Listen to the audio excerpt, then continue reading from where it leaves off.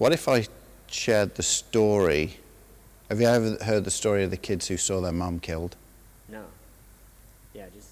All right, let me share, because that was the reason why we wanted to create a safe place for kids. Okay.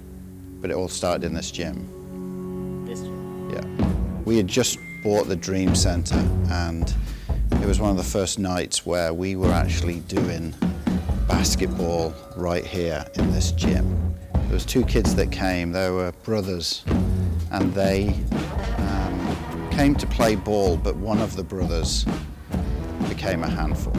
As he was playing right here, the kids started to shout at the refs and shout at the coaches.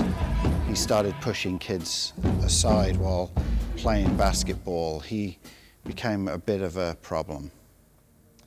He left the gym, his brother stayed here, and about an hour or so later, as all the students were leaving, we got down into the lobby. And there was this kid sitting against the wall, and we walked over and said, "Guys, is anyone coming to pick you up?"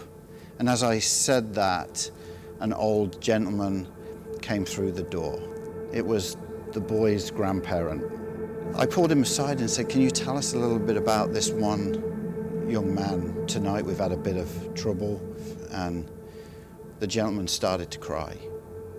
He started to talk about how these boys had had a pretty rough life. And at that time there was a lot going on in Peoria, and he started to share about how the mom of the boys had had some troubles. At that time she was a prostitute and was trying to get money so that these boys could have food on the table. But one night she was entertaining someone in her home, and the boy was actually in the closet watching everything. But what he saw wasn't just some of the acts that were going on, he actually saw his mother killed.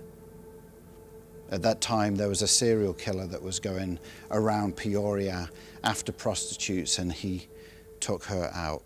It then made all sense.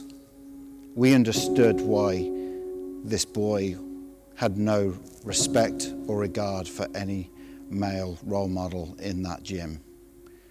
We understood why he was bucking against the system. We understood why he didn't want to play by the rules. And it was at that night I turned to the coach and said, "This is why the Dream Center is here. We are here for kids just like that young boy." These walls could tell of a lot of stories, but what if the Dream Center wasn't here? What if there was no place for people to go? What if there was no place for the homeless to go each and every night? What if young people didn't have a place to go after school?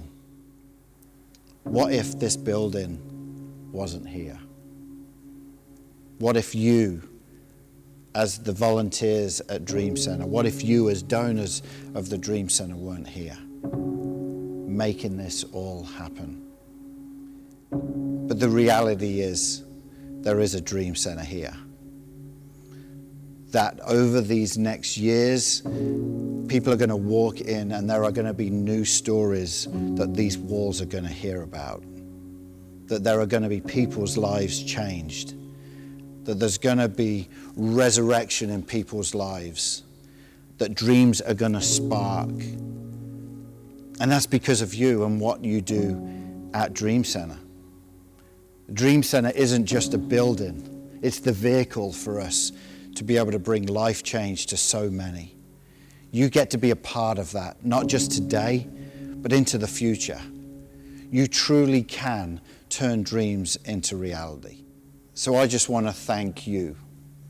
20 years we've been doing this. We can't do it without our amazing volunteers and people who have been involved here. I thank God for all the people who have come to the Dream Center for help and the ones that are going to continue. And I thank God for these walls and the stories that are going to be told in the next 20 years.